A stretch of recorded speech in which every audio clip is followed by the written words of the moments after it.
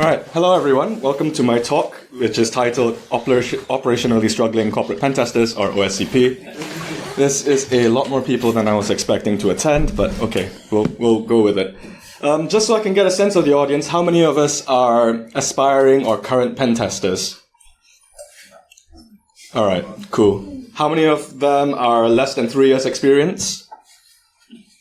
Fantastic. All right, so I'm just going to get into it. This talk is going to be a little bit about sort of like setting the expectations versus reality of the sales pitch of pentesting versus what it actually ends up being. And as a junior pentester myself, I think I'm in a decent position to talk about it because it's very recent in memory. Right. So, just a short introduction. Who am I? I'm Nigel. I'm a junior pentester at KPMG. I have a computer science background. I worked 1 year doing API backend development stuff. I am a retired esport player. You never truly retire from esports, and I did coaching and commentary. This is not relevant at all. I just wanted to brag.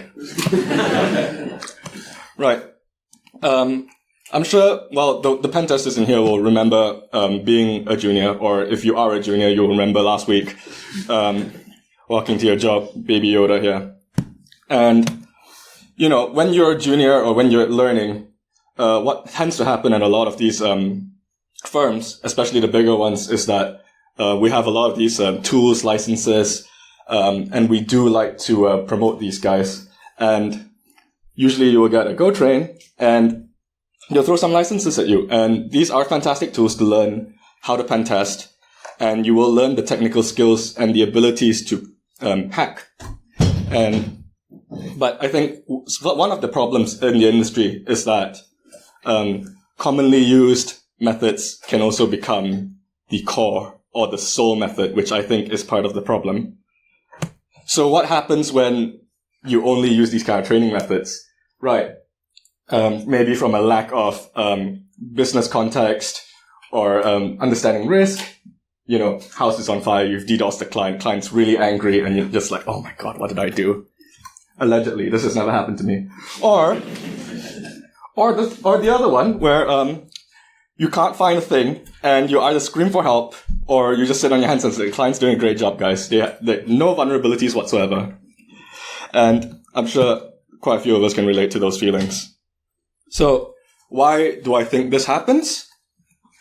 I think, as I mentioned earlier, the focus on lab and CTF-based training is a factor in this. And socially, I believe this is a thing that will just happen because everyone will always want to talk about the more interesting findings. You're always going to hear about a really niche injection attack that leads to an RCE. You're not going to hear about the time I scanned 1,000 servers and found nothing because everything was filtered or encrypted and there's no way in. So you're not going to hear about the boring bits.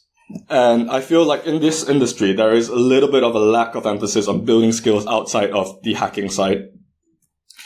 And there is definitely a disconnect in the sales pitch of pen testing and the reality. I think what we sell to juniors and what we sell to young, impressionable minds in university is hacking. And pen testing can be a little bit different. I'll get into that in a bit. And there is a healthy dollop of anxiety and imposter syndrome. And if you couldn't tell that I was terminally online during COVID, that will give it away. Right, so getting into that. So this is the pen test iceberg.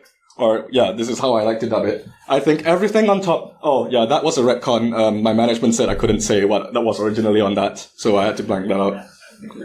But everything on top is the what we sell, what I think is hacking. And the reality is so much more. I'm sure we can sometimes relate to some of the stuff in here. The cred stuff is especially egregious. And like any good iceberg, my sanity is the Titanic. Right, so I've been talking quite a bit about hacking and pen testing, and I don't mean to use this interchangeably. In my mind, these are quite distinct things. And it's not just the bears on this slide. So I'm a terrible analogies guy. I love a good analogy. So let's use the most well-known analogy in all of cybersecurity, the breaking into the house analogy. So what? Just kidding. I wouldn't do that to you guys. This is overused. I'll use another analogy. So this one, full disclosure, I stole this off LinkedIn. I would credit the guy, but I forgot. But I'll pull it out at some point. But he said, improv is to acting what hacking is to pen testing. And I think it is really apt, because if you look at how I like to describe acting and improv, I think you will draw a lot of the parallels that I think hacking is to pen testing. Because as you see, in acting, you sort of have to memorize your lines, you have to take direction, understand the characters in the scene, and if it's like theater or even in commercial, you do a lot of rehearsals, dry runs, to sort of like nail down what you're going to be actually doing. Whereas in improv, you've got no context whatsoever. You usually get up there, you take cues from the audience or something, you get a word, and then you just got to run with it. You got to be creative, you got to be quick on your feet, you got to adapt always. And that's kind of what hacking is, where it's a little bit more run and gun. There's a lot more space for you to maneuver and be adaptable. Whereas in penetration testing, you usually have your set of rules, you've got your scope, you've got please don't DDoS us, please don't take down any of our critical systems. And you've got to remember what's in scope, what's not in scope, because if you attack the payment gateway, that's third party, they're not going to be really happy, and then you're getting into stuff that wasn't covered in the scope. So, while I call them different here, it is very important to acknowledge that I definitely agree, and we think that being a better improviser will make you a better actor. I think everyone understands this concept. And I think in the same way, being a better hacker will make you a better pen tester, because the skills in hacking will definitely help you become a better pen tester, but it's not the end all be all, because what we do in those CTF based labs is a lot of linear learning, and I'll talk about that a little bit. But when we do this kind of learning, it is not covering the whole scope of what penetration testing is. There's so much more. There's the scoping, there's the client communication, there is reporting, and all this is an important part of being a penetration tester that's not quite always covered in labs. So these are some hopefully relatively well-known improvised scenes in movies where being a good improviser has elevated these scenes. The one on the left is Zendaya, MJ throwing bread at Andrew Garfield's Spider-Man to sort of test if he has the spider tingly thing. And this was all improvised, but it's very memeable. It got laughs, and it took a scene that would have probably made sense in the context of the movie to something that's memeable. It sells. It's great. Everyone talks about it. It's cool. It's funny. And the one on the right is Rachel McAdams when the guy gets sucked into the aeroplane and dies, and she has to remember not to be too happy. Right. So back to hacking. What is my problem with the CTF and lab-based training? So when we go into CTS and lab-based trainings, the difficulty of the box or the difficulty of the lab is often stated for you. And you know going into it that there is always a solution. And that, I think, definitely changes your mentality of how you look at it and going into it. And it instills a get root mentality. And what I mean by this is you're always looking for the deepest way in. You're not necessarily looking at getting the best coverage. You're just looking at, all right, what will definitely get me a root? And these will often result in bad practices, because I know when I do a lab, I'm not documenting really my process or reconning. I'm not naming my burp tabs. I'm just slamming my head against the wall until it pops, which is not necessarily the best thing to do when you're pen testing and you have to hand off your work to somebody to review, or you need the proof when it comes back to you, because you need to show them what you've done. And I think the con of these lab-based or using it as their sole training purposes for junior pen testers is that it can create all this kind of mentality, which is not necessarily healthy in penetration testing. So let's talk goals. This is supposed to be a lightning talk. I know I'm going a little bit quick, but I don't really have time to go through all the solutions I have in my head, but I'm sort of trying to change perspective and create discussions around training junior pen testers. And if you are a junior pen tester, hopefully it sort of like changes your perspective on how to look at hacking and pen testing. You're not just looking at it from I need to upskill in a hacking sense by doing all this technical stuff, but also all the other bits of pen testing, the whole iceberg, getting better at client communication, getting better at doing the scoping and understanding context, business risk.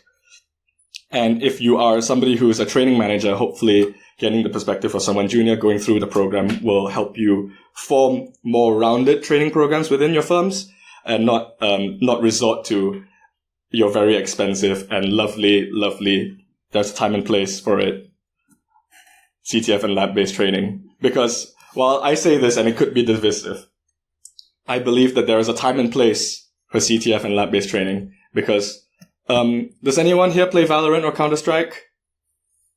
Yeah. Yeah. Exactly. If you came to me as like, I'm gonna coach you Valorant, and I told you to play 12 hours of aim labs a day, you'd probably hate me. It's not learning the game. And it's the same thing when you throw labs at people. You don't truly get the full context. And while they are excellent tool and they will teach you how to aim better, it will not teach you everything about cooldown usage, and we'll get into that. Pen testing is hard. You will struggle sometimes, and it's okay. And finally, it's a healthy dollop of cell therapy for me. Because sometimes, well, I needed to hear this maybe like 6 months ago, but here I am now giving this talk. Right. I know it's a little bit quick, but thank you very much for listening to my talk. And I will open the floor to questions, but only the easy ones. If you have a hard question, kill it now.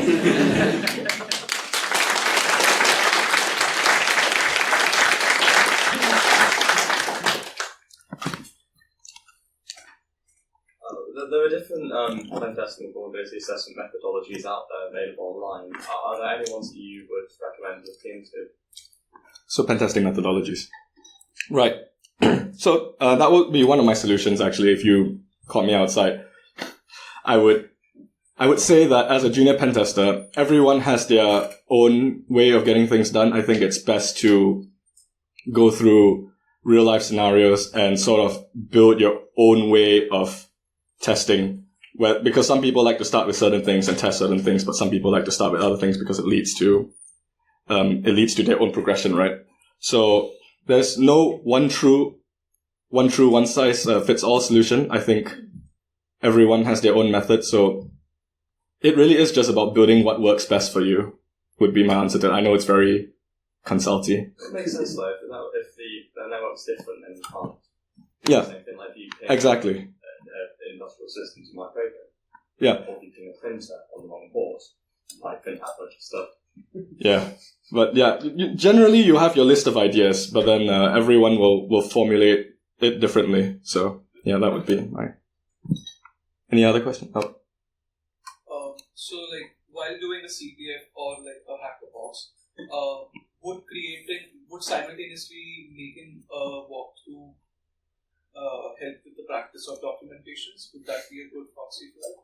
So on a CTF, yes, wholly so, because when you do get into a CTF, the problem, unless they give it away in the title of the CTF, which sometimes they do, it's not immediately obvious. So if you do have to conduct some reconnaissance, I think it would be very, very helpful to practice good processes in sort of like documenting your process, what you tried, making sure that you've got a good trail going into that, and then documenting how you found the problem. And that will definitely help you. If you're talking about individual labs where it's like, if it's a SQL injection lab, it's going to be SQL injection. You don't have to do any recon. You just got to find the right field.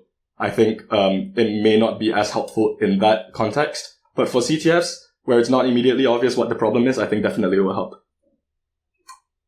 What's the most challenging thing at being a pen tester? Ooh, just kidding. Yeah, I was going to say getting yelled at, but